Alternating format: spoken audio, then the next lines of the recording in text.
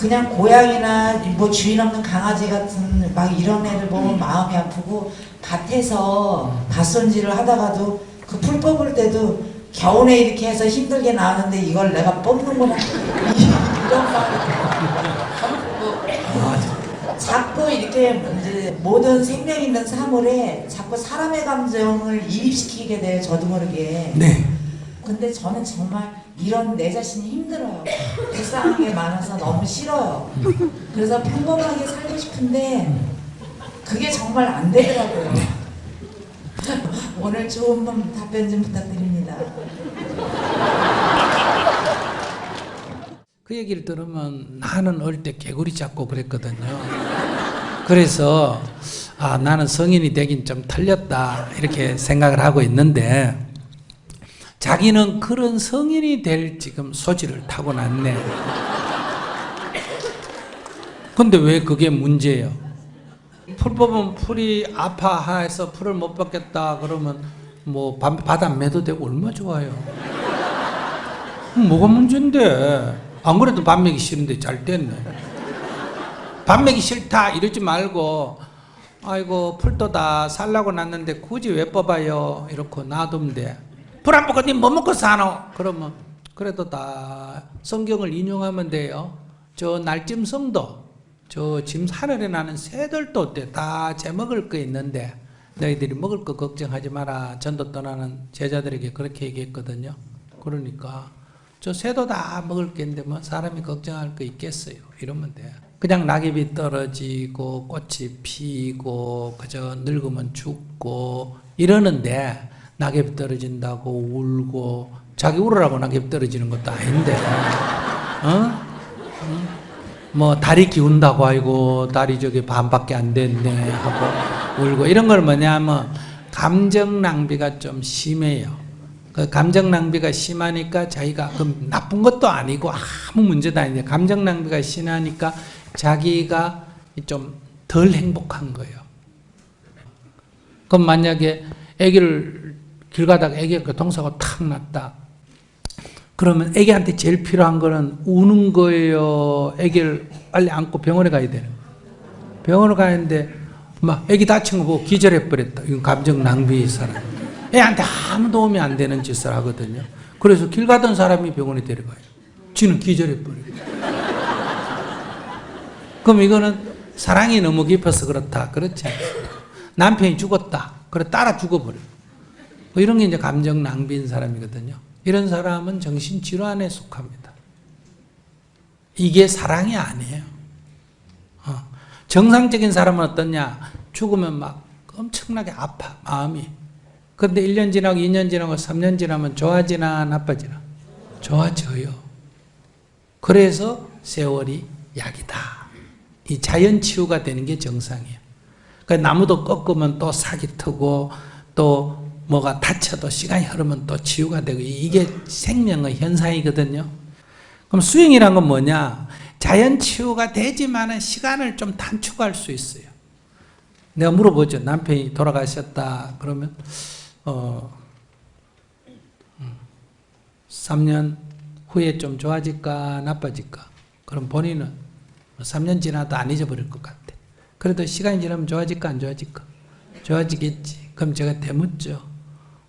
3년 후에 좋아지는 게 낫나? 지금 좋아지는 게 낫나? 어느 게 나아요? 3년 꼭 울다가 좋아지는 게 나아요? 지금부터 좋아지는 게 나아요? 이걸 이치를 깨닫는다는 거예요. 3년 지나가 남편이 살아와서 좋아진다면 그건 이유가 있는데 남편이 안 돌아와도 3년 지나면 좋아진다 안 좋아진다? 좋아져요. 그리고 다시는 딴 남자 눈에 안 보일 것 같아도 1년 지나고 2년 지나고 3년 지나면 다른 남자가 좀 눈에 들어올까 안 들어올까? 평균적으로 들어오겠죠? 그러면 내일부터 들어오는 게 나아요? 3년 있다가 들어오는 게 그러니까 이거는 이제 이치를 깨달아야 돼요. 가만 안 놓으면 시간이 흘러서 좋아지고 그 다음에 시간이 흐를수록 안 좋아지거나 악화되면 뭐라고? 병, 치료를 받아야 되고 그 다음에 시간이 되면 좋아지는 거를 굳이 아무 변화 없는데 왜 시간이 지나서 굳이 좋아질 거가 있나? 오늘부터 좋아지지. 이걸 깨달음이라 그래요. 이건 그런 이치를 탁 깨쳐서 오늘부터 빙긋이 웃는 거예요. 이제 이런 게 오늘 여러분과 제가 대화하는 이제 방식인데, 그러니까 그 풀을 뽑고 하고 우는 건 나쁜 건 아니에요. 그러나 감정 낭비다. 그래서 자기가 그런 감정 낭비라도 뭐 어쩔 수 없다 하면 낭비하고, 돈도 낭비하는 사람 있자는 거죠. 낭비하고 사는데 내가 바보같이 이렇게 자꾸 낭비할 필요가 뭐가 있나 이렇게 생각하면 조금 낭비를 좀 덜 하면 되지. 그래서 연습을 해보면 돼요. 풀을 아이고 이것도 날라는데 왜 이거를 뽑아야지. 그걸 터니까 팍 파버리는 거예요. 아시겠어요? 그 고양이가 들고양이에 있는데 음식 줘야지 하는데 오늘 팍 하면 안 줘버리는 법. 이렇게 감정 낭비를 한번 막아보는 거예요. 뚝을 쌓아가. 그거를 그렇게 역행을 좀 몇 번 해보면 조절하는 게 쉬워요. 그 자꾸 끌려가면 이제 그게 습관이 되고 조절이 안 된다. 그러니까 그대로 생긴 대로 까르마대로 사는 길이 있고, 이는 절대로 나쁜 게 아니니까 누가 욕 좀 하면 욕 좀 얻어먹고 그냥 하면 돼요. 근데 내가 이거 고쳐야 되겠다 할 때는 그 반대로 자꾸 몇 번 해보면 조금 개선이 됩니다. 어느 쪽으로 할래요? 막 생긴 대로 사는 게 낫겠죠? 자기가 좀 불편하면 고치면 돼요. 근데 마음이 아파요, 안 하면. 좀 고치려면 좀 아파요. 뭐든지 고치려면. 이 손가락을 다쳐가 기부스에다 풀러가 이게 잘 안 구부러지는데 이거를 자꾸 이렇게 재활치료를 해야 되겠죠? 이렇게 구부리면 아파요, 안 아파요? 아픈 걸 참고 연습을 해야 그게 극복이 돼요. 그건 자기 선택이에요. 저는 이제 지금 제일 제한테 큰 문제가 108배 하는 게 너무 싫어서요. 그냥 저는 안 하고 싶은데 안 하면 안 된다 그러셔가지고 근데 힘이 들진 않는데요. 좀 이렇게 좀 길들여지는 느낌이 막 들어가지고 하기가 싫어요. 안 해도 됩니다. 안 해도 괜찮아. 108배 하는 사람이 이 세상이 많을까? 안 하는 사람이 많을까? 하는 사람 훨씬 많겠지. 그래도 이 세상 잘 돌아가요. 불자 중에도 108배 안 하는 사람이 많고, 스님 중에도 매일 108배 안 하는 사람이 더 많아요. 108배 안 한다고 무슨 일이 있는 건 아니에요. 근데 본인은 해야 돼. 천하가 안 해도 괜찮은데. 왜 본인은 해야 되느냐? 좋고 싫고는 우리의 업식으로부터 일어납니다. 응?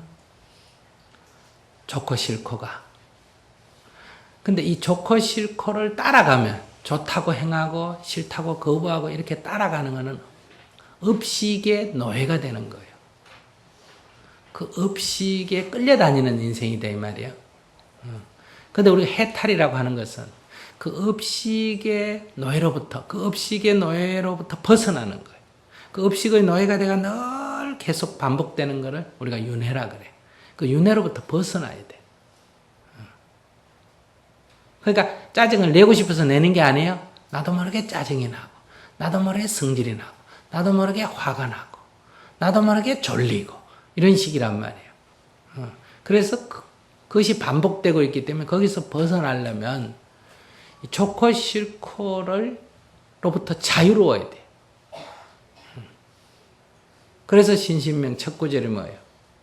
지도문안이요. 지극한 도는 어렵지 않다. 다만 사랑하고 미워하는 지만 않으면 된다. 사랑하고 미워하지 않는다 이 말이 좋고 싫고에 끄달리지만 않으면 된다. 근데 본인이 지금 자기 입으로 뭐라 그랬어? 저러기 싫다 그랬지. 그러니까 그건 해버려야 돼. 싫은 마음이 사라질 때까지 해버려야 돼. 뿌리를 뽑아버려야 돼.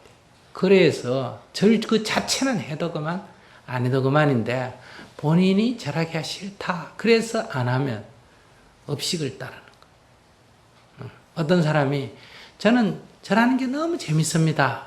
그러면 스님이 그냥 하세요. 왜? 절한다고 뭐 손해 날 일 없잖아. 그죠? 근데 저는 관절염인데요. 절이 너무너무 하고 싶어요. 이래 말해. 그럼 저러다 죽든지 병신이 되든지. 병신이 안 되려면 아무리 하고 싶어도 어떻게 해야 된다? 안 해야 돼. 하고 싶은데 그거 먹으면 병난다. 술이 너무너무 먹고 싶은데 위궤양이에요. 이럴 때는 안 먹어야 돼. 먹고 싶으면 과보를 받아야 돼. 먹고 싶은 대로 따라가면. 그러니까 하고 싶은 것도 손해가 따르면 어떻게 해야 된다? 안 해야 되고, 하기 싫어도 손해가 따르면 어떻게 해야 된다? 해야 돼. 근데 본인은 하고 싶고 하기 싫고를 너무 민감하기 때문에 늘 자기 까르마의 노예가 돼 산다. 그렇게 살아도 괜찮아요. 그러면 두 가지 길이 있어요. 하고 싶으면 하고 하기 싫으면 안 하려면 과보를 받아야 됩니다. 그에 따른 과보가 올 때 내가 아이고 그럼 뭐 그렇게 했는데 내 성질 때인데 당연히 과보를 받아야지. 이렇게 과보를 받아들이든지 그 과보가 싫거들라 인연을 짓지 말아야 되거든요. 그러면 좋고 싫고로부터 자유로워져야 돼. 근데 이 좋고 싫고로부터 자유로워지는 게 어렵습니다. 이게 간단한 게 아니에요. 밖으로 천만의 대군을 이기는 것보다 자기가 자기를 이기는 게 더 어렵다. 그래서 자기가 자기를 이기는 것이 진짜 장부다. 그래서 부처님을 뭐란다? 대웅이다. 그래서 대웅전이라고 부르잖아. 큰 영웅이다. 그러니까 부처님의 제자가 됐다면 자기가 자기를 이기는 이 연습을 해봐야 돼. 그렇기 때문에 지금 온갖 게 있겠지만 그 가운데 절하는 게 하나의 과제로 나왔어. 그러면 이거를 내가 어떤 노예 근성에서처럼 종견이라 그래야 절이나 하고 뭘 바라고 뭐 빌고 나 그런 거 싫다 그런 거 안 했대. 그러나 하기 싫어하는 내 마음을 내가 극복하는 수단으로 뭘 해본다? 절을 해본다. 이렇게 입장을 딱 정해가지고 오늘부터 해보세요. 저는 고민인 게 이제 12월에 결혼을 할 예정인데 네네. 11월인데 결혼하는데 왜 고민이에요? 11월에 결혼해서 기뻐 죽겠습니다. 이래야지. 그게 아니라 이제 고민만 하면 되지 뭐. 네, 시어머니와의 관계가 조금 힘들어가지고 시어머니. 네, 그러니까 뭐 약간 예를 들어서 뭔가 조금 간섭으로 느껴지는 것들이 좀 있어가지고 뭐 계속 이제 막 간섭은 받고 싶지 않다 이거예요? 네, 연락이 오고 그러면 결혼 안 해야지. 자기 아들하고 결혼하니까 시어머니는 당연히 아들이 걱정이 돼가 이것저것 말을 할 수밖에 없는 거예요. 아들한테 근데 연락을 하는 아니 아들하고 자기가 결혼을 하니까 아들이 염려가 되니까 자기한테 뭐라고 자꾸 할 수밖에 없다 이 말이야. 어머니 입장에서. 자기가 부모가 돼서 딸을 키우면 딸이 결혼을 하거나 남자친구를 사귄다면 딸이 걱정이 된다면 부모 입장에서는 안 하면 제일 좋지. 그건 말할 것도 없는데 그런데 우리나라 부모들은 대부분 다 아들 바보 딸 바보가 된다 이 말이에요. 아들하고 딸 자기 자식에 대해서는 본인은 그래도 뭐 해야 될 일 안 해야 될 구분할 줄 아는데 아들하고 딸하고 관계되는지는 구분할 줄 몰라. 무조건 좋다고 하면 다 하려고 그래. 딸이 만약에 결혼을 하거나 남자를 사귄다 하면 엄마는 딸이 걱정이 되니까 그 상대편한테 전화해가 우리 딸 어떻게 해라 얘기할 거고 또 아들이라 그러면 아들 상대편한테 또 전화해가지고 뭐 주의를 자꾸 줄 수밖에 없다는 거야. 그러니까 자기가 그렇게 안 할 수 있는 남자를 찾으면 되지. 첫째 결혼을 안 하거나 두 번째는 부모가 없는 고아하고 결혼을 하거나 세 번째는 미국의 영국이나 이런 데 좀 간섭을 부모가 적게 하는 중국이나 베트남에 이런 데는 우리보다 간섭을 더 해. 그러니까 그런 남자를 구하거나 이렇게 해야 되고 한국 남자나 중국 남자나 베트남 남자나 이렇게 아시아권에 있는 남자를 선택했을 때는 당연히 부모가 잔소리할 거를 알고 해야 된단 말이에요. 그래서 그건 두려워할 필요가 없어. 당연하다고 생각해야 돼. 하루에 전화가 5통 오면 10통 안 와서 다행이다 이렇게 생각합니다. 그래서 그건 뭐 피해갈 생각을 하면 안 돼. 결혼을 포기해야 돼. 근데 부모한테 물어보면 간섭하려고 전화했을까? 걱정해서 전화했을까? 걱정해서 전화. 도와주려고 전화했을까? 회방하려고 전화했을까? 도와주려고 전화. 그럼 자기가 그런 전화를 안 하는 사람을 선택하든지 안 그러면 그거를 좋게 보든지 길은 두 가지밖에 없어. 그러니까 이왕직 지금 취소해도 돼. 결혼해가 애 낳고도 이혼하나 안 하나? 하는데 아직 결혼식도 안 했는데 이거 취소하는 게 뭐가 어렵노? 결혼해가 애 없고 취소하는 게 쉽나? 이게 쉽나? 이게 훨씬 쉽지. 그래서 이건 아이고 약속해놓고 어떻게 안 하냐 그런 소리 하면 안 돼. 이게 훨씬 쉬워. 그리고 취소를 하든지 안 그러면 좋게 보든지 5번 오면 몇 번 올 걸 10번 와야 되는데 5번 와서 감사합니다. 이렇게 관심을 가지고 있어 감사합니다. 이런 마음을 내야 된다 이 말이에요. 길은 두 가지밖에 없어. 근데 주로 어떤 간섭을 해요?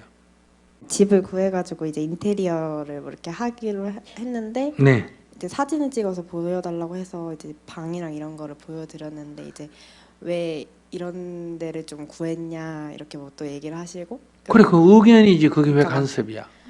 그 막 직접 와서 인테리어랑 막 이렇게 하시겠다고 그 오시겠다고 도와주는 건 또 좋잖아. 아이고 어머니 해주세요 이렇게 부탁을 해야지. 안 하겠다 그래도 아이고 어머니 저 직장 다니는데 바쁜데 좀 해주시면 안 될까요? 이런 마음을 내면 되지. 근데 계속 가족 단톡방에도 거기 이제 가족 단톡방에도 초대하셔가지고 계속 이제 어머니가 생일 시어머니가 잔치에도 몇 연세가 오라고 얼마 되세요? 50대 아이고 50대면 뭐 그러고도 남지. 한 80대를 구하든지. 그러면 이런 거 할 줄 모르니까 안 할 거예요.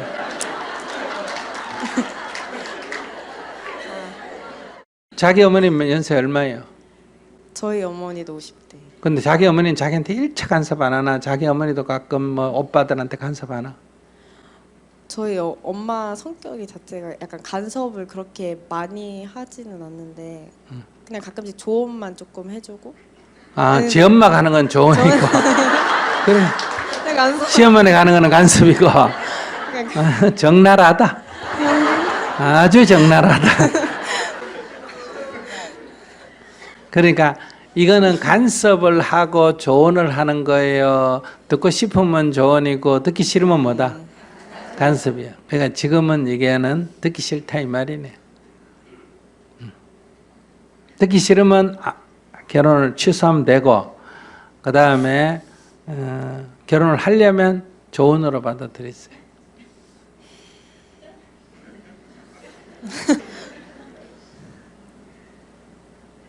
안 그러면 결혼 생활 하다가 시부모 핑계 대고 그만두게 돼요. 그보다는 낫지. 조언으로 탁 받아들이든지. 그 어떻게 남편이 될 사람이 괜찮아요, 안 괜찮아요? 별로요? 아니 괜찮아요. 자기가 봐도 괜찮아? 네. 그러면 자기가 남이 봐도 괜찮은 남자라면 제 엄마가 볼 때는 자기 아들 괜찮을까 안 괜찮을까? 괜찮아요. 괜찮겠지? 네. 그러면 괜찮은 아들에 대한 집착이 클까 적을까? 커요. 예. 그거 봐라. 그러니까 그건 뭐 어쩔 수 없어. 그러니까 안 괜찮은 남자를 구하면 이런 일은 안 생겨요. 아주 집에서 부모도 막 학을 띠고 막 아이고 저거 막 어디 나가서 죽어버리든지 어디 데려갔으면 좋겠다. 이런 사람을 딱 결혼한 부모 간섭할까 안 할까? 안 해 막. 고맙다 그러고 내 자기 보고 고맙다 그러고 이렇게 말이에요. 근데 괜찮은 사람을 고르면 이건 어쩔 수 없어. 피할 방법이 없어. 그러니까 자기가 이런 마음을 내야 돼. 괜찮은 아들 저한테 주셔서 감사합니다. 이렇게 자기가 기도해야 돼. 항상 고맙다. 어머니가 무슨 얘기를 해도 이거는 괜찮은 아들을 둔 늙은 여자가 제 아들 사랑하는 방법이기 때문에 감사합니다. 이렇게 받아들여야 돼.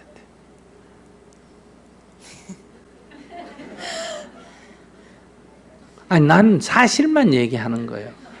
뭐 이게 윤리적으로 좋다, 시어머니한테 잘해라 이런 말이 아니라 괜찮은 누구 남자를 자기가 데려왔기 때문에 그 시어머니는 심리적으로 두 가지가 있어요. 하나는 뺏긴 것에 대한 섭섭함이 있어. 그래서 말을 할 때 꼭 말에 침이 들어있어요. 가시가 들어있어. 이거 각오해야 돼. 그래서 약간 가시를 넣어가 말을 하면 죄송합니다. 어머니 뺏어왔어요. 말은 속으로 하고 뺏어와서 죄송합니다. 이렇게 말해야 되고 괜찮은 아들을 줬기 때문에 인사 듣고 싶어. 그래서 항상 괜찮은 아들 주셔서 감사합니다. 이렇게 죄송합니다. 감사합니다를 늘 섞어가면서 하면 아무 문제가 안 돼요. 근데 그거를 감사한 줄도 모르고 죄송한 줄도 모르면 이제 소위 고부 갈등이라는 엄청난 이제 갈등이 생겨요. 이건 시어머니 문제가 아니에요. 이 인간 관계 문제지. 어떻게 할래? 그만둘래요? 그렇게 기도하고 결혼할래요? 그렇게 기도하고 어떻게? 절을 하면서 뭐라고?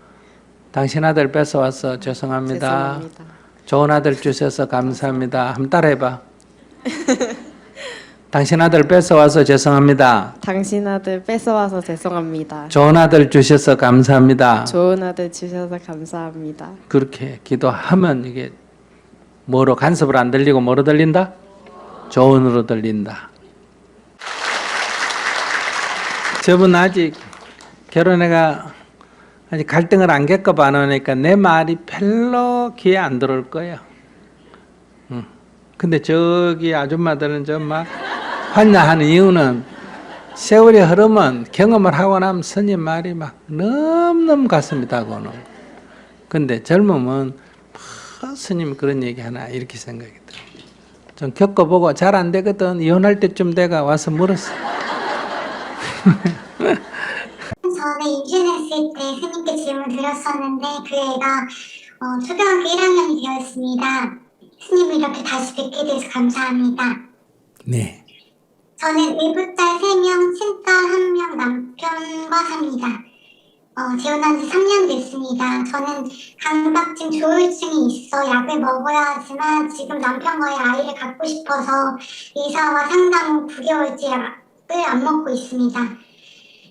재혼하고 3번 임신했었는데 다 제 마음의 병 때문에 인공중절을 했었고 그래서 약 끊고 준비해서 가진 4번째 아이는 지난달에 자연유산되었습니다. 일은 전 결혼 시작부터 하지 않았습니다. 사회 경험은 거의 없다고 할 수 있습니다. 제 질문은 저는 의붓딸들이 싫습니다. 처음엔 힘이 넘치게 자신 있었는데 이제와 생각해보면 뭐든 할 수 있을 것 같은 조증의 상태로서의 선택이 아니었나 합니다. 계속 미워하지는 말려고 노력하는데 갈수록 심해지고 남편이랑 애들이랑 이제 말하는 것도 싫고 그냥 다 싫어서 너무 괴롭습니다. 남편이 하던 대로 애들보다 제가 먼저인 게 계속되었으면 좋겠고 남편 말대로 남편이 저를 제일 사랑한다는 게 진짜였으면 좋겠습니다. 누군가를 미워하는 게 이렇게 힘든 줄 몰랐습니다. 유치하고 어리석고 그래서 부끄럽지만 솔직하게 말씀드리고 여쭤봅니다. 지금 이게 조울증의 상태이기 때문에 지금 남편을 두고 자기가 지금 좀 불안한 거예요. 그래서 남편의 딸들하고 자기가 지금 무의식 세계에서 심리적으로 경쟁을 하고 있으니까 아이들을 미워하게 되고 있는 것 같아요. 그래서 애를 낳을 생각을 하면 안 돼요. 지금 상태로. 지금 상태로는 자기가 병원에 가서 약을 먹어야 돼요. 약을 끊으면 안 돼요. 약을 끊었기 때문에 지금 이런 증상이 심해지거든요. 약을 먹고 자기가 정상적인 생활을 하고 아이들과 같이 지내고 약을 먹고 안정이 되면 그게 훨씬 덜해집니다. 근데 자기가 지금 남편의 사랑을 그 아이들에게 안 뺏기고 자기가 가지려 하니까 이 남편과의 사이에 뭔가 애기라도 하나 끈을 쥐고 있어야 되겠다. 지금 이런 생각에 집착해서 약을 끊고 지금 아기를 가지려고 하는데 너무 집착하기 때문에 지금 더 큰 불행을 이야기할 위험이 있습니다. 그러니까 제가 생각할 때는 이따 얘기 좀 더 들어봐야 되겠지만은 그냥 남편하고 얘기는 당분간 갖지 말고 자기가 치료에 전념하면서 뭐 아이들을 돌보지 않을까 몸이 안 좋아서 돌보지 않는 건 죄가 안 돼요.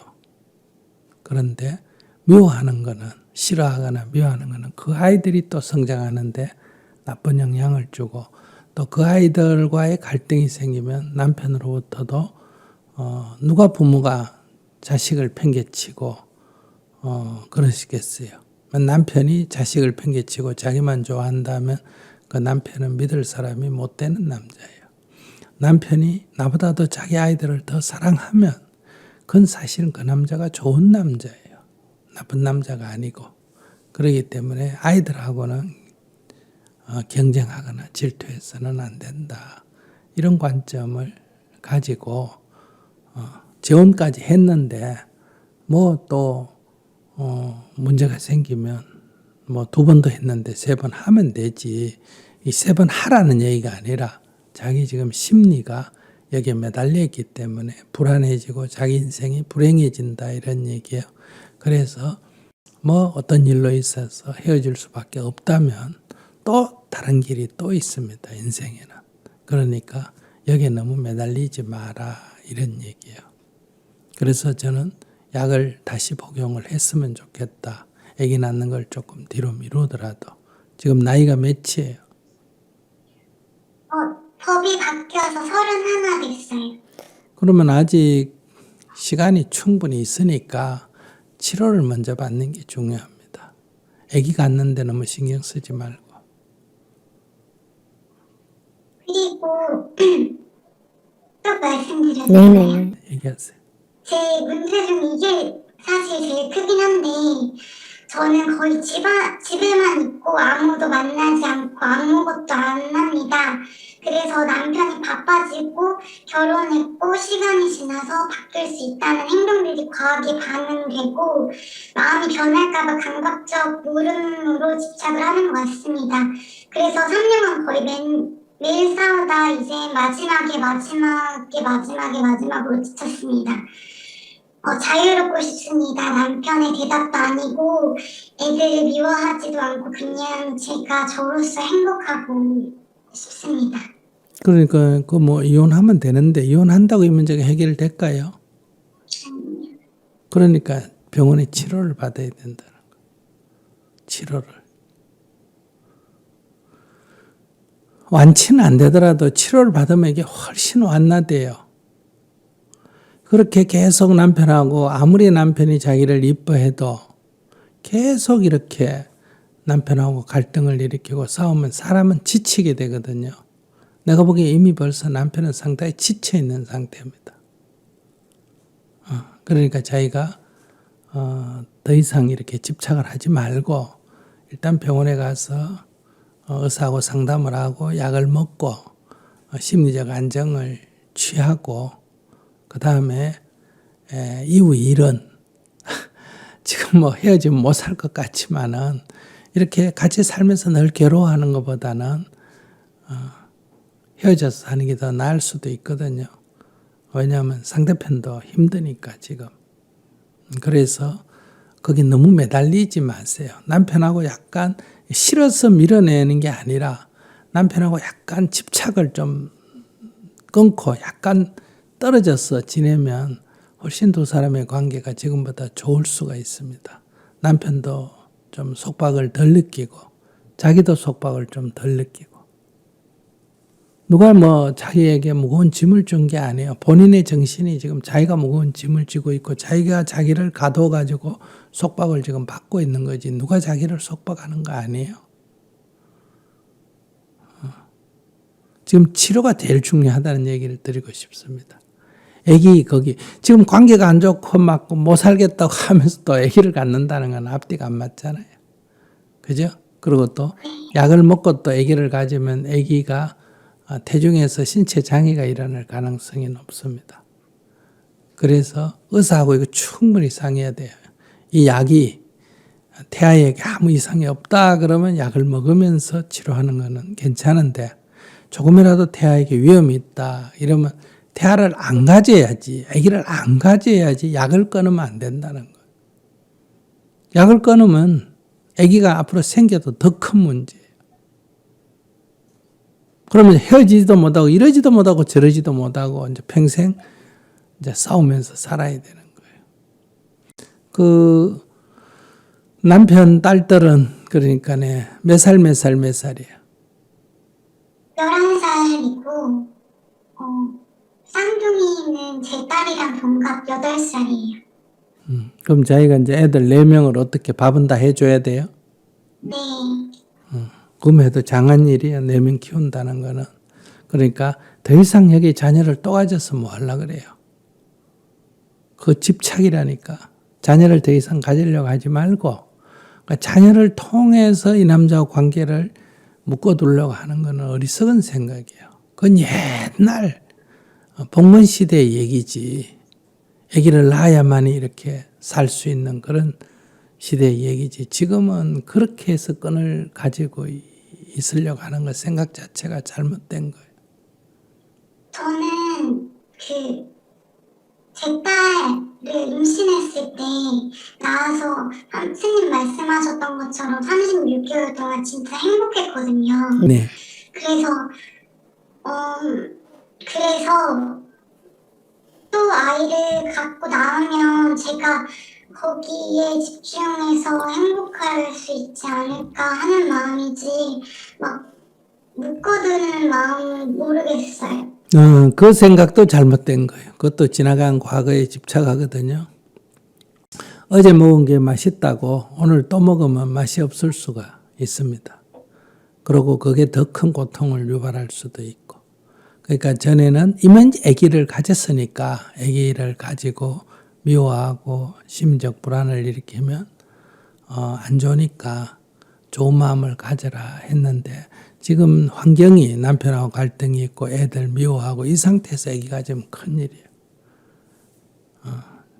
이 정신적인 질병도 큰일이고 지금 환경도 안 좋은 상태입니다. 아기 가질 생각 지금 하면 안 돼요. 그럼 막 고혈압이나 아토피 이런 병처럼 제 마음이 이런 거 병으로 받아들이고 치료를 하라는 말씀이시죠? 네네네. 고혈압, 당뇨처럼 죽을 때까지 쭉 약을 먹어야 됩니다. 이거는 언제까지 먹고 언제까지 낫고 이런 거 없습니다. 저도 지금 심장에 혈관이 하나 막혀가지고 지금 약을 먹고 있거든요. 스탠드를 박아라 하는데 내가 안 받고. 근데 약을 뭐 언제까지 먹으라 이런 게 없습니다. 밥은 하루에 이 한 그릇씩 세 끼 먹잖아요. 양요만한 거 그거 매달고 그 뭐 밥 먹고 난 뒤에 먹는 게 뭐가 힘든다고 이걸 언제까지 먹어야 됩니까? 그런 얘기를 왜 해요? 꾸준히 먹고 나가야 돼요. 의사가 그만둬라 할 때까지 먹어야 돼요. 그럼 약을 먹고 치료를 받으면서 저는 어떤 마음을 약을 먹고 치료를 받으면 그러면 마음이 저절로 안정이 되기 때문에 어떤 마음 이런 생각도 안 들어요. 훨씬 지금보다 상태가 좋아져요. 그래 약을 먹고 마음이 좀 안정이 되면 아기 같겠다 이런 생각할 필요도 없고 오히려 좀 안정이 된 뒤에 지금은 자기가 행복학교든 뭐든 해도 이게 힘들어요. 이게 지금 자기 조울증 상태에서 밖에서 뭘 어떻게 해결하겠다 하지만 우선 약부터 먹고 응급치료를 하고 마음이 안정이 되면 여기 행복학교 같은 거 신청해 행복학교도 좀 해보고 이렇게 이제 건강한 사람들과 어울려서 이렇게 온라인 상으로라도 소통을 하고 그러니까 집에만 있지 말고 이렇게 이해관계로 얽히지 않는 사람들과 소통을 하면서 심리적인 이렇게 마음의 문을 여는 노력을 자꾸 하면 됩니다. 먼저 병원에 가고 다시 약을 지속적으로 먹고 그 다음에 행복학교를 신청해서 건강한 사람들과 대화를 해나가면 훨씬 도움이 될 거예요. 네, 고맙습니다. 아기 같겠다는 생각 지금 하면 안 돼요. 그리고 그 아이들도 아직 8살이고 10살이고 이러면 어린애들이잖아. 그죠? 그 아이들을 미워하는 거는 큰 죄를 짓는 겁니다. 아이들에게 평생 가질 상처를 만드는 일이거든요. 지금은 내가 못 견디니까 할 수 없지만은 그건 절대로 해서는 안 되는 일입니다. 세상에 죄악이 있다면 그보다 더 큰 죄악은 없습니다. 아이들에게 상처 주는 것보다 더 큰 죄는 없다. 그러니까 자기가 약을 먹고, 자기가 그러니까 나빠서 그런 게 아니에요. 자기도 환자이기 때문에 그러거든요. 자기 약을 먹고 심리적 안정을 가져오고 아이들을 따뜻이 돌보는 그런 마음을 내야 되고, 그게 도저히 안 되겠다 하면 자기가 이혼을 해야 됩니다. 그 아이들을 다른 사람이 돌보도록 주고 자기가 나와줘야 됩니다. 항상 아이는 누구로부터든 제대로 보호받을 수 있는 그런 상태로 우리 모두가 노력해야 돼요. 내 아이 따질 거 없이. 내가 보호할 수 있으면 보호하고, 내 아이라도 내 상태가 안 좋아서 보호할 수 없다면 아이를 잘 보호할 수 있는 다른 사람한테 맡겨야 됩니다. 내 아이가 내 소유도 아니고 내 물건도 아니에요. 그러니까 지금 자기는 아이를 돌보는 역할을 하는 엄마로서는 지금 굉장히 안 좋은 상태다. 그래서 빨리 치료를 받고, 두 번째는 아이들을 돌보고, 뭐 밥을 잘해주라 이런 얘기를 제가 말하는 거 아니에요. 힘들면 빨래를 안 해줘도 되고 밥을 제대로 안 해줘도 그건 괜찮아요. 그런 아이들을 미워하거나 야단치거나 짜증내거나 이런 거는 안 해야 된다는 거예요. 그걸 내가 도저히 내 건강 상태로 그래 못하겠다 하면 남편한테 얘기해서 내 상태가 안 좋아서 아이들에게, 성장한 아이들에게 나쁜 영향을 주고 있으니 제가 사의를 표현하겠습니다. 싸우가 헤어지지 말고 내 역할을. 그러면 이혼을 안 하더라도 아이를 돌보는 사람을 따로, 뭐 옛날 같으면 뭐 보모나 이런 사람을 집에 들이면 되는데 요즘은 우리가 그럴 이 형편이 안 되지 않습니까? 인건비도 비싸고. 그렇기 때문에 사실 헤어져 주는 게 좋다. 그러면 그분은 어쩌면 아이를 좀 잘 돌봐달라고 재혼을 했는지도 모르거든요. 그런데 자기가 이런 상태에 있다는 것은 바람직하지가 않다. 꼭 먼저 약을 먹고 치료를 받아야 된다. 아이들은 잘 돌봐야 된다. 아이들 돌볼 내 건강이 안 되면 스스로 사표를 내야 된다. 그리고 건강한 사람들과 어울려서 대화하면서 이 마음의 마음을 열어야 됩니다. 오픈 마인드가 돼야 돼요. 그러려면 행복학교 같은 데 참여해서 자꾸 사람들과 온라인상으로라도 대화를 제가 집 밖으로 못 나오더라도 그렇게 하면 훨씬 좋아집니다. 네, 그렇게 한번 해봅니다. 네. 혹시 제 얘기를 듣고 스님이 너무 이렇게 정신적 어려움을 상담해주고 해야 되는데 약물 치료 받지 말고 기도하고 뭐 해라 이렇게 말해야 되는데 스님이 너무 약물 치료 같은 거나 의사의 권유를 권한다 이렇게 오해하시는 가끔 있습니다.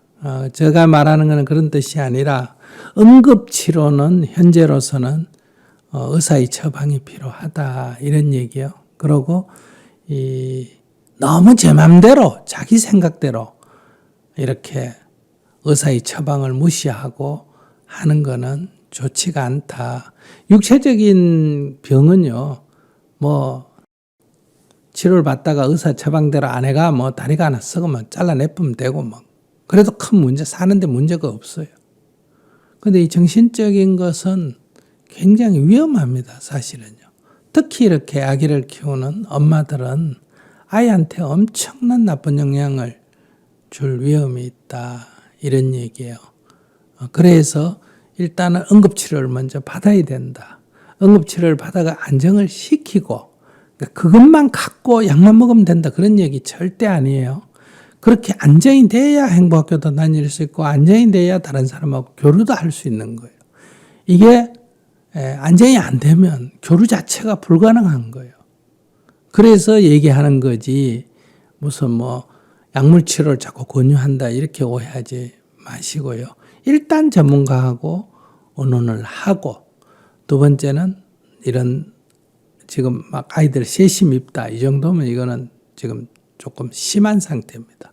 빨리 치료를 우선 받고 조금 안정이 되고 그런 감정이 좀 누그러떨어지면 교회나 가까이 있는데 절이나 이런 데 가서 이해관계가 없이 사람을 좀 편안하게 지낼 수 있는. 요즘은 또 사람 사귀는 게 특히 이런 병을 가진 사람 더 의심이 많고 더 불안하거든요.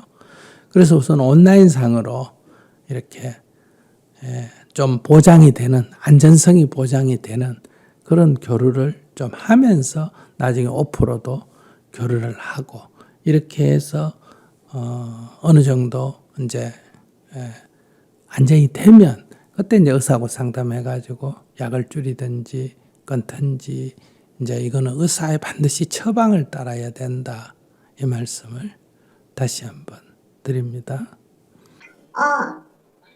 병원에서 제 핏빛 그 시계 있잖아요. 네네. 그거 차고 제가 생활 습관 같은 걸로 그렇게 하고 있거든요. 네네. 약을 그러니까 의사랑 상담했고 이제 약 없이 그렇게 이렇게 핏빛 제 생활 습관으로 하고 있는데 그 제 마음을 갖는 그런 뭐 기도나 그런 걸 부탁드리고 싶어요. 근데 지금 새 아이가 지금 막 꼴도 보기 싫을 정도로 밉다 그러잖아요. 네. 이거 비정상이에요. 그걸 정상이라고 생각하면 안 돼요. 그러니까 이건 치료가 지금 필요해. 심리가 지금 왜곡된 상태에 있다 이 말이야. 그 치료를 의사하고 다시 한번 상담을 하세요. 자기가 지금 임신하려고 약을 한 9개월 끊었기 때문에 지금 이게 더 심해진 것 같아요. 제가 볼 때.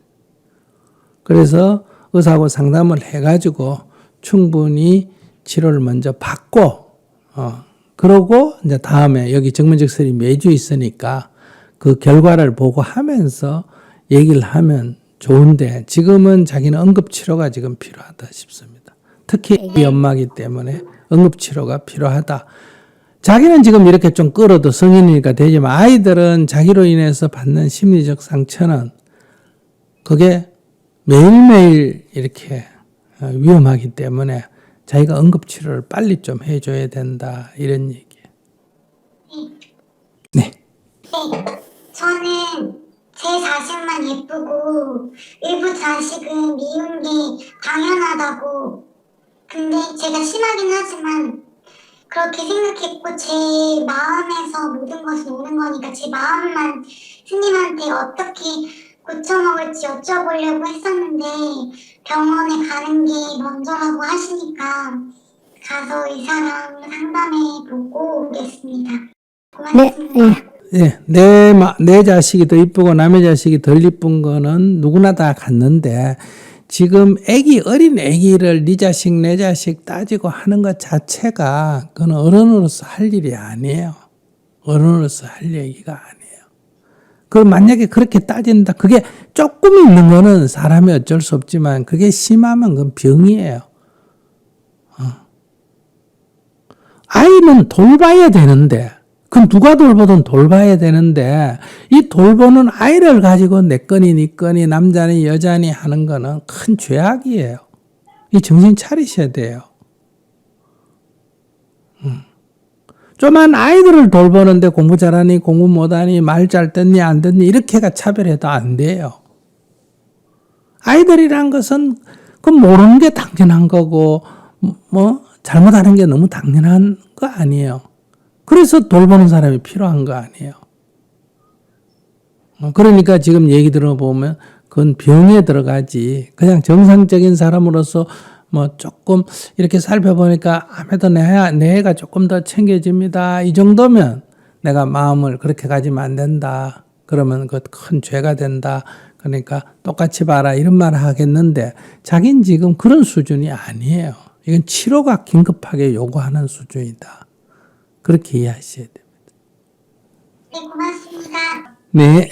25살 사회초년생입니다. 네. 저는 평소에 감정에 있어 중간이 없는 것 같습니다. 그렇다고 다혈질은 아닌 것 같고요. 두 가지 제 일화를 예를 들어 말씀드리자면, 저는 음악을 전공한 음악 전공인으로서 만약에 공연에 오르게 될 기회가 생긴다면 그 기회 잡은 순간만으로 너무 기쁘고 그리고 생각만으로 이제 멋진 공연을 펼치게 될 것만 생각하면 너무 좋은데 막상 공연을 준비하는 기간 동안 개인적으로 연습을 할 때 조금이라도 만족이 안 되면 제가 괜히 이 기회를 잡았나 아니면 내가 막상 올라가면 정말 잘할 수 있을까 하는 온갖 걱정과 근심이 가득할 정도로 너무 우울해져서 이렇게 밤잠을 설칠 때도 많습니다. 네. 그리고 이런 극과 극인 감정은 때로는 인간관계에도 좀 영향이 끼치는 것 같습니다. 대학교를 다닐 때 정말 잘 지내던 여후배가 지금은 정말 믿고 두 번 다시 보고 싶지 않은 사람이 되었습니다. 그게 저를 즐겁게 해주고 저와 함께 즐거운 시간을 보낼 때는 정말 예쁘고 좋은 친구였는데 전 남자친구와 그 친구가 함께 뭐 즐겁게 웃거나 아니면 뭐 뒤에서 저에 관한 뭐 고민을 들어주면 또 거기에 또 마음이 박상해서 그 사람을 좋았던 때를 잊게 될 만큼 너무 미워하게 되는, 그러니까 감정이 중간이 없어요. 너무 좋았다가 안 좋을 땐 너무 안 좋아서 한때 너무 좋았던 사람을 잃게 되기도 하고 아니면 제가 하고 있는 일을 이어나가는데도 좀 제 감정이 많이 개입이 되는 것 같아서 어떻게 그냥 제 마음을 어떻게 다스려야 될지. 좀 얘기 들어보니 다 그래요. 저 사람만 특별해요. 다 그래. 여기 있는 사람 다 그래. 저 시어머니도 아들 장가 가서 며느리가 좋기도 하고 내 아들 뺏어가서 믿기도 하고 아시겠어요? 그래서 이게 애정이 왔다 갔다 하는 거예요. 이게 인간이에요. 보통의 인간. 그래서 자기가 특별한 사람 아니에요. 그런 거는 다 겪고 살아요. 다 겪고. 내 밑에 있는 사람이 일을 아주 잘해. 그럼 뭐 시키면 탁탁탁탁탁 하면 좋아요, 안 좋아요? 근데 조금 있으면 그 사람이 나하고 경쟁자가 될까 안 될까? 일을 잘하는 사람이 경쟁자가 될까? 못하는 사람이 경쟁자. 내 밑에 있는 사람이 일을 잘하면 밑에 있을 때는 좋은데 그 사람이 곧 내 밑에서 내 위로 올라가면 일을 잘하기 때문에. 근데 내 밑에 있는 사람이 일을 못해 시켜도 일을 할 줄 모르고 그렇다고 신경질 짜증내서 이게 굉장히 골칫거리라고 생각하는데 이 사람은 나하고 절대로 경쟁자가 될 수가 없어요. 내 눈에도 안 차는데 상사 눈에 찰까 안 찰까? 안 차. 그리고 이렇게 사물에는 모든 이런 두 가지 면이 있는 거예요. 아시겠어요? 내 남자친구한테 나하고 절친하니까 소개시켜주나 안 친하니까 소개시켜주나? 절친하니까 소개시켜주지. 그러니까 둘이 친할 수밖에 없는 거예요. 근데 너는 나하고 친하고 넌 나하고만 친하고 누구 둘이는 친하지 마라. 그러려면 소개를 안 시켜야지. 소개를 안 시켜야 되는데 인간이 소개시켜줄 때는 친한 사람을 또 소개시킨단 말이에요. 그래서 이거는 널리 있는 일이에요. 아시겠습니까? 네. 그래서 이거는 뭐 자기만 그런 거 아니라 널리 있는데 이제 이런 인간, 그러니까 이런 관계가 인간의 괴로움의 원인이다. 그러면 인간이 이렇게 하기 때문에 인간이 괴롭게 사는데 괴롭게 살면 돼. 그냥 인간이 원래 이러니까. 근데 괴로운 게 너무 힘든다, 안 괴롭고 싶다. 그러면 자기가 이제 선택을 하면 돼. 나하고도 잘 친하고 둘이는 안 친하고 이런 건 있을 수가 없어. 무슨 말인지 아시겠어요? 네. 그러니까 자기가 선택은 뭐다? 둘이 친해가 눈 맞아가지고 연애하는 것도 각오하는 그런 자세를 갖든지. 왜? 둘이 눈 맞아가 연애해도 박수 쳐줘야 돼. 왜? 이거는 여자친구 중에는 나하고 제일 친하고 이건 남자친구 중에 어때요? 내 제일 친하니까 둘이가 결혼하면 나로서는 얼마나 좋은 일이야. 내가 제일 좋아하는 남자하고 내가 제일 좋아하는 여자가 둘이 결혼하니까 정말 축하할 일이잖아. 이렇게 마음을 먹고 하든지 그런 게 싫으면 둘이를 소개를 안 시켜야 돼. 그러니까 아무리 따로따로 만나야 돼. 정말 이해하시겠어요? 네. 그러면 같이 만나고 또 그래 안 됐으면 좋겠다. 그거는 그렇게 될 수도 있고 안 될 수도 있는 문제를 안 됐으면 좋겠다 할 때는 늘 안 됐을 때는 안 괴롭다 하지만은 그는 괴로울 일이 잠복되어 있을 뿐이야. 그게 드러났냐 안 드러난 차이밖에 없다는 거예요. 그런 인간 세상이 다 그렇다는 거예요. 내 밑에서 내 새로 들은 신입사원이 내 밑에서 일을 잘한다. 그러면 이 잘한다고 이렇게 그 사람을 너무 편애해도 안 되고 잘하니까 경쟁 상대라고 배척해도 안 돼. 북한이 지금 막 핵무기 만들고 군사 막 하고 협박하고 이러니까 굉장히 밉잖아, 그지? 근데 꼭 나쁜 거 아니야. 저렇게 하니까 국제사회에서 어때요? 말썽꾸러기가 되죠. 그럼 앞으로 통일할 때 누가 주역이 될까? 북한이 주역이 될까? 남쪽이 주역이 될까? 남쪽이 주역이 되죠. 저기 못 될수록 누가 주역이 된다? 남쪽이 주역이 돼. 못 될수록 저쪽 민심이 이쪽으로 오는 거야. 근데 우리가 개방해가지고 잘 되면 이웃으로서 좋은 관계지만 통일하기는 굉장히 어려워. 왜? 경쟁 상대가 되기 때문에. 그래서 다 사물에 이렇게 장단점이 있다니까. 저기서 막 굶어 죽는다 해가 막 식량을 우리가 갖다 준다. 그래서 막 손해다 이러지만은 우리가 식량을 조금 먹여 살리면 통일할 때 우리가 절대적으로 유리하지. 경쟁에서 우리가 우위에 서지.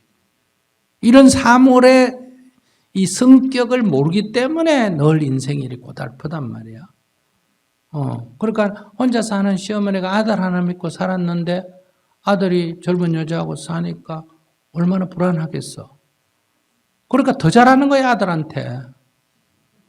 그리고 또 아들은 아버지 없이 엄마가 자기 키우고 혼자서 살았으니까 엄마에 대한 애정이 있을까 없을까? 있겠지. 근데 자꾸 네 둘 중에 하나 선택하라고 그러면 당연히 늙은 여자 선택하지. 젊은 게 이게 경쟁이 안 돼. 부인은 바꿔도 되지만 엄마는 못 바꿨잖아. 그러니까 그걸 경쟁 상대로 삼는 게 바보 같다는 거야. 내가 싫어서 안 사는 건 자유야. 근데 시어머니 때문에 못 살겠다. 이건 바보 같은 짓이다. 이치로 따지면. 그러니까 자기가 여기서 이제 선택을 해야 돼. 어느 쪽을 선택할래? 그러니까 당연히 자기가 취직이 되면 좋지. 그럼 회사 다니려면 힘들까 안 힘들까? 힘들지. 네. 요 청문회 하는 거 봤잖아.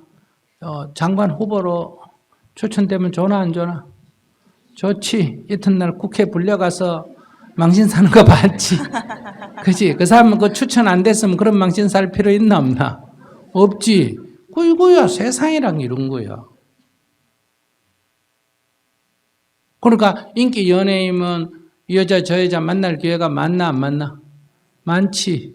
근데 대신에 이제 뒤집어지니까 이제 망신 사잖아. 그지? 그 무명인 아무런 인기도 없는 남자가 총각이 저 여자 둘이 만났다 해서 별로 말썽이 될까 안 될까? 별로 안 돼. 그러니까 스님이 이렇게 입고 있으니까 법률 스님 하고 박수 치는데 죽은데 고기 먹고 술 먹어도 내가 어디 가서 갈비집에 앉아 있으면 말썽이 될까 안 될까? 말썽이 되겠지. 이거 다 대가가 있는 거야.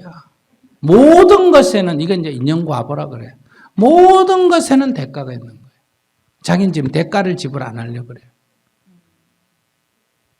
그러니까 대가를 지불해야 돼. 좀 항상 좋고 좀 즐겁기만 하고 싶어하는 것 같아요. 그거는 뭐 그런 인생은 없어.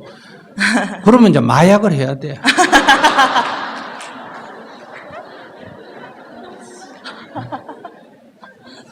마약을 할 소질이 다분하다. 그래서 마약을 하는 거예요. 네,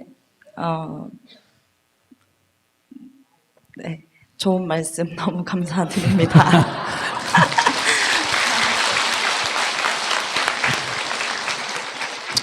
연애를 안 하면 외롭고 연애를 하면 귀찮고 그래요.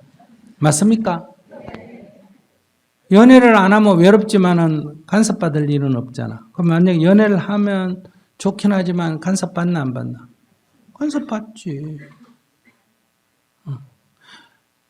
애가 어릴 때는 내가 애한테 해줘야 될 일이 많지. 대신 애가 말을 잘 들어. 갓난 애기는 말 잘 들어. 근데 애가 크면 내가 해주는 게 조금 적어지는 대신에 말을 안 들어. 이게 다 머리가 크면 말을 안 들어. 머리가 크면 지 알아서 하는 대신에 말을 안 들어. 이게 인생의 이치야. 그러니까 애들이 크면서 사춘기 넘어가면서 말 안 들으면 이게 좋은 현상이가 나쁜 현상이가? 좋은 현상이야. 지 알아서 살기 위해서. 늘 엄마 말만 들으면 이건 노예지. 어린애거나 노예거나 둘 중에 하나예요. 그러니까 이제 지 알아서 살려고 이제 말을 안 듣고 고집을 하고 그러는 거예요. 그럴 때는 문제하라 그러지 마. 박수 쳐줘야 돼. 아이고, 우리 애가 부처님 되려고 그러나. 부처님 엄마 말 들었나 안 들었나? 들었어 안 들었어? 그렇게 울고불고 하는데도 밤에 몰래 도망가가 출가했잖아. 마누라 말 들었나 안 들었나? 안 들었어. 애 말 들었나 안 들었나? 안 들었어. 부모도 두고 마누라도 두고 갓난 애기도 두고 도망가가지고 남 말 안 들어야 부처 될 수 있어. 나도 지금 부모 말 들었을까 안 들었을까? 안 들었어. 고등학교 절에 들어갈 때 선생 말 들었을까 안 들었을까? 안 들었어. 그래서 저는 내가 나부터 남 말 안 들었기 때문에 내가 애들 보고 남 말 들으라 소리는 절대로 안 해. 근데 대부분 30, 40대가 장가 못 가고 시집 못 가는 건 엄마 말 잘 들은 애들일까 안 들은 애들일까? 잘 들은 애들. 공부하라고 공부하고. 중고등학교 때부터 여자도 만나고 남자도 만나고 살짝 만나야 만나는 연습이 돼야 사람을 사귈 거 아니야. 그래서 학교 공부 잘하고 시킨 말 따르고 착한 거 하고 바깥에 가서 사는 거하고 일치 안 합니다. 엄마가 보기에 선생이 보기에 기성세대가 보기에 착할 뿐이지 자생력이 없는 거예요. 자기 일을 자기가 할 능력이 없는 거예요. 그런 사람은 어떤 딱 주어진 자리에 앉혀놓으면 일 잘하는데 회사가 부도나거나 뭐 시험에 떨어지거나 하면 그다음 어디 살아야 될지 몰라. 그게 꼭 좋은 거 아니에요. 사물에는 반드시 이렇게 양면성이 있다. 그걸 보셔야 됩니다. 그게 이제 옛날식으로 말하면 뭐다? 인생지사, 세옹지마다. 좋은 면에 반드시 다른 면이 같이 있다. 그래서 좋다고 너무 기뻐할 일도 아니고 나쁘다고 슬퍼할 일도 아니다. 그 속에 늘 양면성을 가지고 있다. 이걸 이제 불교 용어로 하면 뭐다? 윤회한다. 이래 말이야. 그래서 우리가 거기에서 벗어나야 돼. 그게 이제 해탈이다. 이렇게 말하는. 이런 이치를 딱 알면 거기에 널뛰기를 안 하면 이제 해탈로 가는 거예요.